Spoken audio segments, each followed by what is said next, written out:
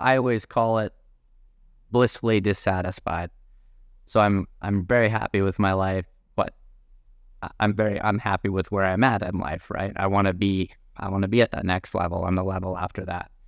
And it's hard sometimes to enjoy the moment, but because I want, so badly to be at the next level, it's easier to stay motivated because I'm not happy where I'm at. So that's something that just, I don't know if that comes naturally, but it's always been there for me. I've always wanted to take that next step, and I'm willing to sacrifice whatever it takes today in order to be at that next level in the future and have that delayed gratification.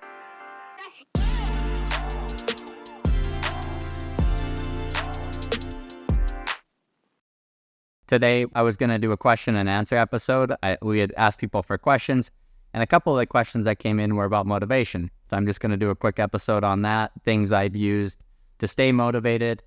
I think those are really good questions because when you start out in business, you generally are doing work and it's delayed gratification. You're not getting compensated properly for the work you're doing. So if you came from a job where you were making really good money and then you go start a business, you might be making less money and doing a lot more work. And that can be really hard. I know when we first started the gym, it was that way. We were working way more than we were getting paid for. And pretty much every company we've started has been that way. It was same with real estate. You're putting in longer than you're not seeing that reward. Real estate in general, I think, has that built into it. So a lot of the work is done up front, and the real win in real estate is holding it, and you get that long-term appreciation. So I think it's the delayed gratification is kind of built in it, that the asset's illiquid. You can't pull your money out the next day, opposed to stocks or something like that. So a couple of tools that I've used or like quotes that have kind of helped me to stay motivated. The first one is, who you compare yourself to will determine where you go in life. So, if you're comparing yourself to your peer group or all your friends and they're less successful than you or the same level, as soon as you get a little bit of success, the motivation level will kind of drop off. It's hard to keep the foot on the gas when you're way above everybody who you're comparing yourself to. So I always go out of my way to try to get into rooms where I'm the smallest person there. I always want to be able to learn from all the people that I'm hanging out with. Hopefully they're well above where I'm at. And that keeps you motivated. That keeps you hungry. And you can see what they do. They say, once you feel the fire, you don't want to live in the smoke. And that's kind of how it is. If you get around people who are much more successful than you see their lifestyle and the way they're living and the freedom they have, it's something you really want, and it's very easy to stay motivated. If you're always hanging out with people that are, much lower than you, it's hard to stay motivated. It's hard to be motivated.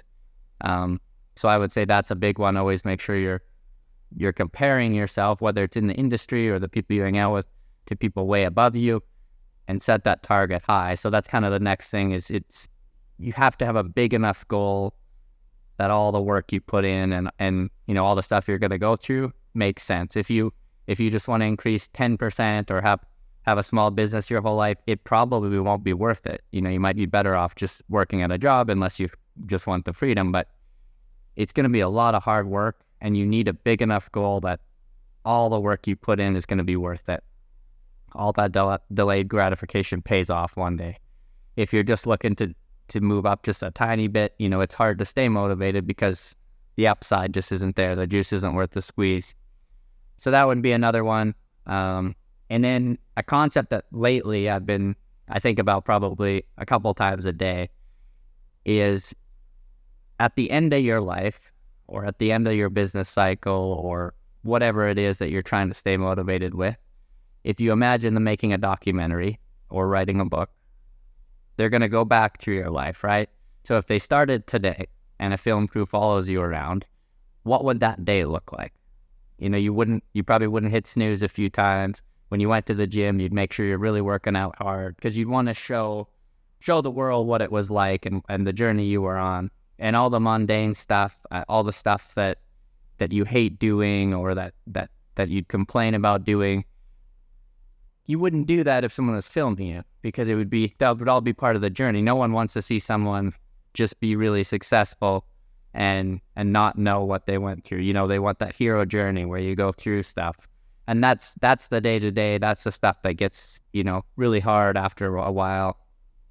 And I think if you imagined yourself being filmed every day, have a film crew or a documentary crew, or imagine, you know, a book and they're writing about it every day, it just makes it, you know, how much harder would you work, and how much earlier would you get up, and would you eat healthier? Would you, you know, all of those things would change if you knew that people were watching you all the time. And I kind of think they are. I mean, a guy ran into me at the gym the other day. I've seen him in there lots. I had no idea who he is. But he works for a company that we do lots of work with. And so he knew exactly who I was. And, you know, he's seen me in the gym every day. Now, if I was in there being an idiot or, you know, goofing off, whatever, that would have been kind of embarrassing for me, because he would have been watching me every day. I would have had no idea, right? And I think there's people like that all the time that do watch you. And if you just imagine it, you know, your whole life that way. I was just listening to Robert Kennedy Jr. He had a very similar theory. He was trying to get over an addiction. And when he decided to become a Christian, he couldn't believe in God. He had a very hard time believing in God. And the way he got over that was he just started living his life as if there was someone watching him all the time. So he said, if there is a God, if he's watching me 24 hours a day, how differently would I live my life? So when he said when he came home at the end of the day, instead of throwing the clothes on the floor, he'd put them in the laundry, he'd do the laundry. He'd do all the things to live up to the standard if someone was watching you all the time. So I think if you can kind of put that into perspective and just imagine, you know, your life's a book or a documentary, that helps me a lot. I always think of that going back, you know, what do I want to see from myself today? And I think, you know, I have kids, so I know they're watching every day, and that obviously gives me a lot of motivation. I always think I tell my kids they can do absolutely anything they want, right, in their life. And I don't ever want to be at a point where they ask me, you know, why didn't you do what you wanted, right?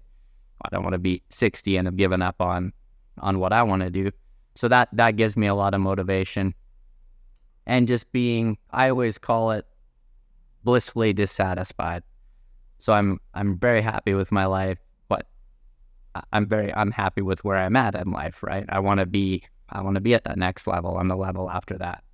And it's hard sometimes to enjoy the moment, but because I want, you know, so badly to be at the next level, it's easier to stay motivated because I'm not happy where I'm at. So that's something that just, I don't know if that comes naturally, but it's always been there for me. I've always wanted to take that next step, and I'm willing to sacrifice whatever it takes today in order to be at that next level in the future, have that delayed gratification.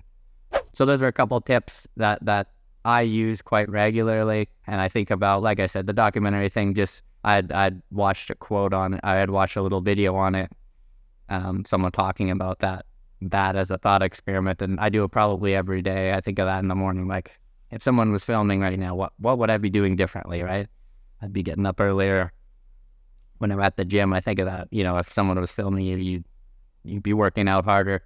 And it's just a cool little trick, a mind trick, I guess. So that's some of the stuff I use to stay motivated. Hopefully it's helpful. If you guys are liking the episode, give it a thumbs up, subscribe, leave a comment. That helps a lot as just getting out to new people. And we'll see you next week.